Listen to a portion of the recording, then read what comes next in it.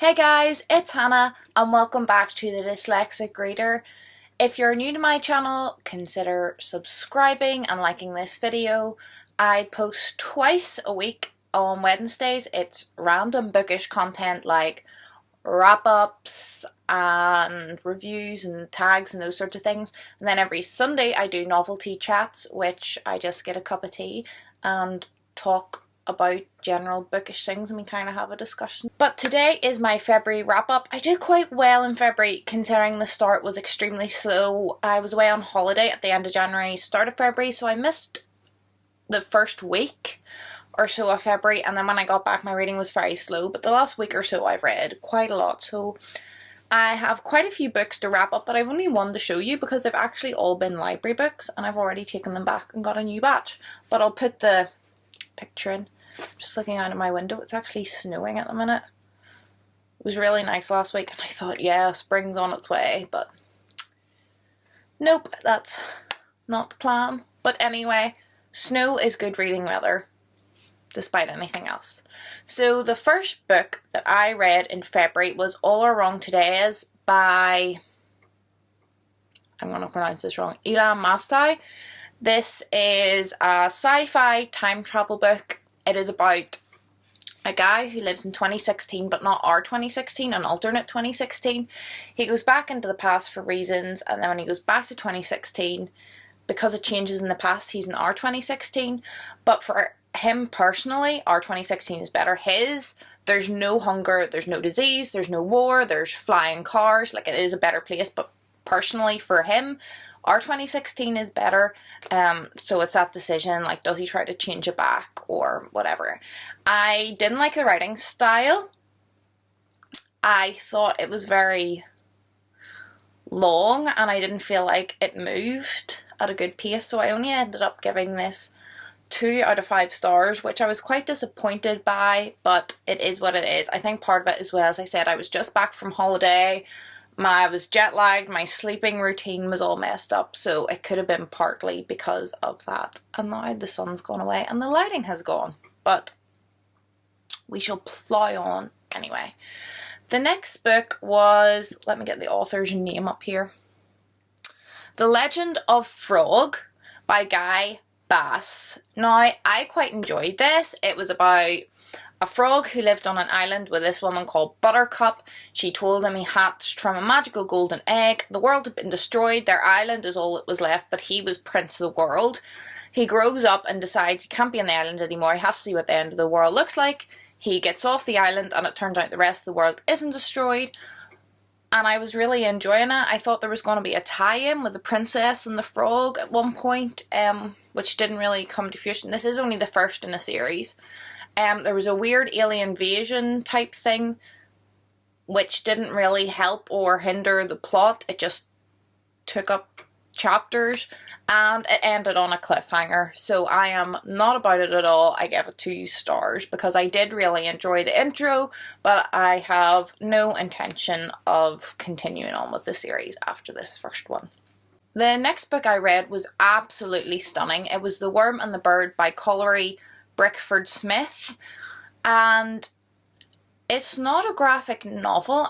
It's more of a graphic poem, an illustrated poem. It is absolutely beautiful. It is about a worm and a bird, and it is all in these kind of bronzy black tones, and I wish I still had the book so I could show you the inside, but it was absolutely beautiful.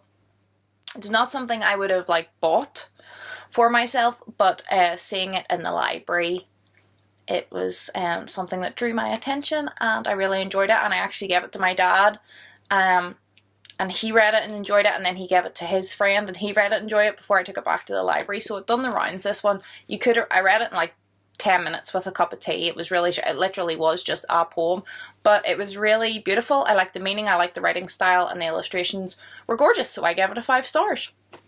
Then I read 2 books in a series. There is a third one coming in October, I believe, but it's not out yet. And this was The Glass Children, which is the first book, and then The Silver Boy by Christina Olson. And these were middle grade ghost stories. The first one is about a girl called Billy They're set in Sweden, I believe. She moves, so it's actually, it is translated fiction. They were published in like 3 or 4 years ago, but I think it was only last year they were translated into English. So she moves to a new house, it's haunted, she meets a friend called Aladdin, and they solve the mystery.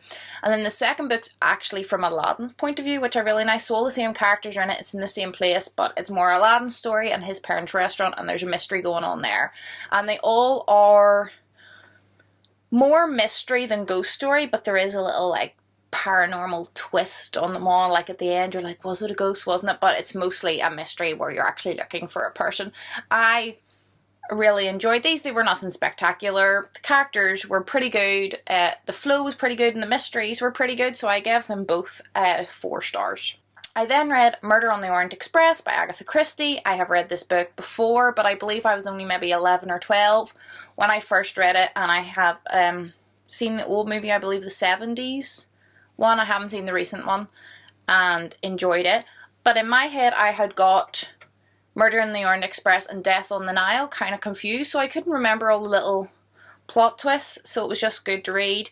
I gave it a 4 star. I didn't think it was brilliant. I thought the ending of this particular one isn't great, but I enjoyed the characters and the mystery and the writing style, and there's just something cozy and comforting. It's like watching like a favourite childhood movie over and over again or something. I don't know, I just find it really comforting to fall into those kind of books. So yeah, thoroughly enjoyed that one. And my last book of the month is actually one that I have to show you. This is The Twining by Terence Blacker. I picked this up for like 20, I want to say like 20p in a bargain bucket, just pre-Christmas I think. And it was the yellow, the orange colour that caught my eye, the spine caught my eye. And my dad was with me and he says it sounds just like your thing, because on the front of it there it says a story of love, war and rats. It says on the back, a triumph, rat gore and rat lore seasoned with crime and grime of a great Victorian city to set this book apart. And that's really what it was. This, I believe, is my favourite book so far of 2018. Out of, I think I've read 13 books, this is by far the best. It was a 5 star. Hands down, I love the characters, I love the writing style, and I love the story. And it's basically told from 2 points of view. A boy who is an orphan living on the streets of Victorian London, and a rat who's living underground in Victorian London, and their lives kind of collide. And it was just really interesting. I found it entertaining but also educational. The flow was good, but we got loads of like character development as well, and the writing was good. Like just everything was good about this book. I do love Victorian London anything.